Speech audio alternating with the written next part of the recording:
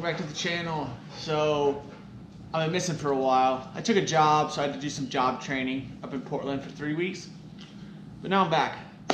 This hobby is expensive, and so I need a job to pay for all this stuff. So I ordered a bunch of parts. I'm gonna open some stuff up, get it out of the way, and try to get these leaf spring hangers hung in the rear. So here we go. With me working more, videos might be a little more spread out, but I'll have some more money so I can splurge a little bit more on my truck. So we'll see. I'm gonna try to keep getting a lot of stuff done. What we got here is these rubber bushings for my exhaust. I used to have some ones that had holes in them, but they kept ripping out, so I got the solid ones this time. Pretty cheap, like $3 a piece. I got a grinding mask just to be safer. Some wheel wood. These are residual valves. Keep some pressure in your lines.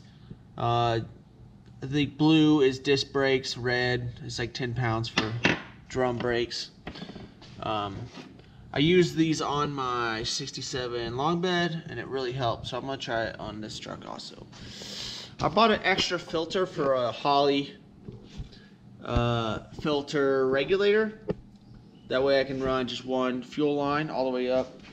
I also got this braided 6 AN fuel line to run it a little cleaner than my old setup. I also got a Willwood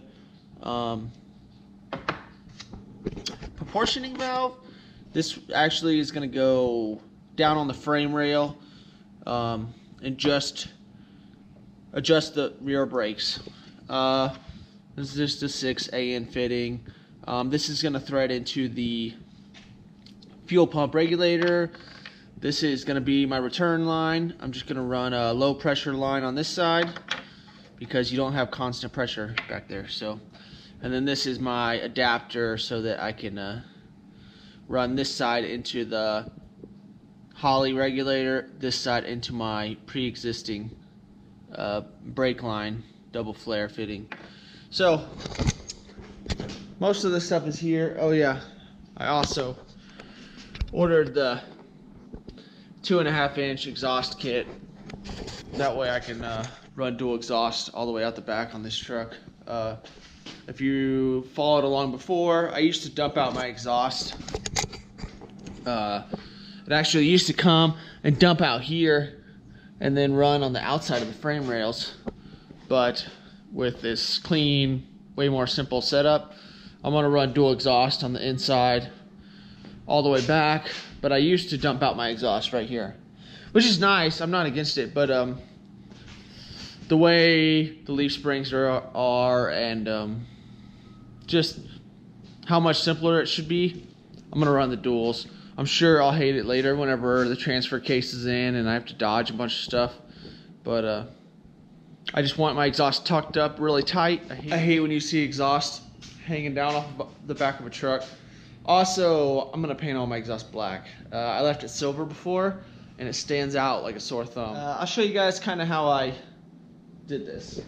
So before I was gonna have these a little bit lower, but I didn't want to modify these brackets, so what I did is I set up the bracket so that it sits nice right here and it sits flat on that part of the frame.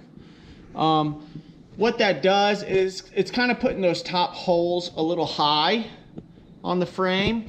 You need to always watch that because sometimes it'll go in, but it won't. You won't be able to get a wrench on that nut and tighten it. So what I'm going to do is I'm going to drill a hole somewhere in this range. Another thing that's going to be good is this braid, the cross member in the back. I'm going to make these bolts are going to run into that cross member also, so that everything's tied together. I want it really beefy. This cross member is going to be super big, probably 1/4 inch 4x4 box tubing, because I plan on having a hitch on this and this being my tow truck also. I go back and forth on if I want this to be a tow rig or if I want it to be just an off-road vehicle, because If it's just off-road, I could have some lighter springs that would feel way more comfortable. But if it's a tow rig, I kind of need some beefy, super stiff springs in the back. So I go back and forth. But hopefully this setup looks nice with all the weight on it.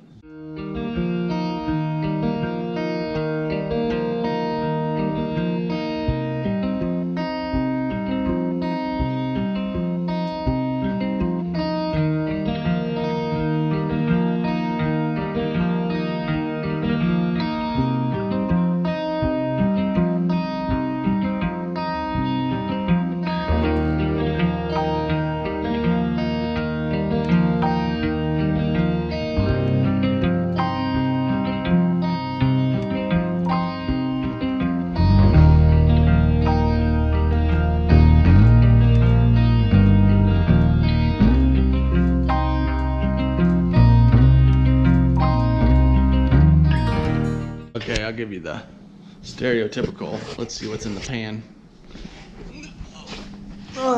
You know, who knows if this thing's ever been rebuilt. Kind of dirty down there. Nothing,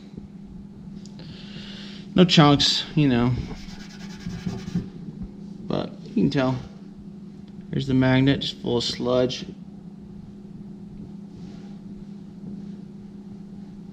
Thick sludge. It was shifting okay. Could be better, but that's what she looks like.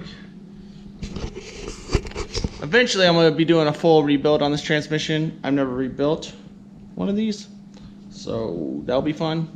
But I want it really nice. Same. I'm gonna rebuild the engine. I'm trying to find an MP241C passenger drop with the electronic speedo, so I have a vehicle speed sensor reading for my computer. So if anyone knows one, awesome. But basically I'm draining this out because I'm gonna pull the transmission off today. I'm gonna throw the engine on the engine stand and get it out of my way.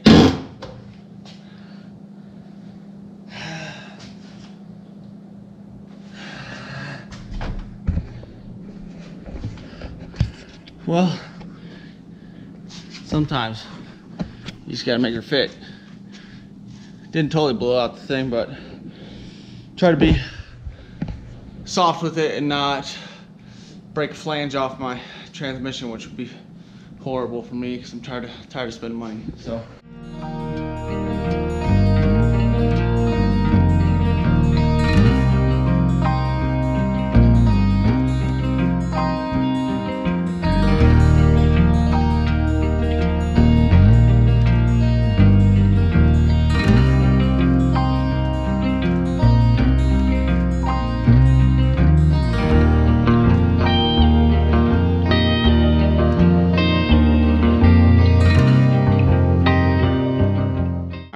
There she is. I'm gonna end this video here.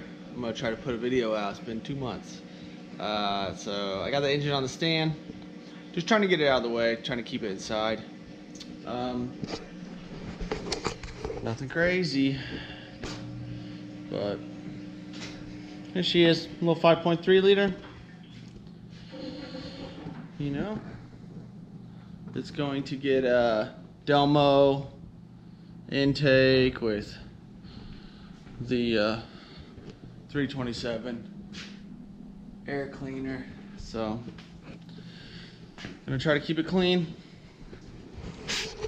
Hope you guys enjoy this video. I'm gonna try to put one out probably every other week now. Now I'm starting to get used to work, so I'm on a different schedule. So later, make sure to subscribe. See you guys.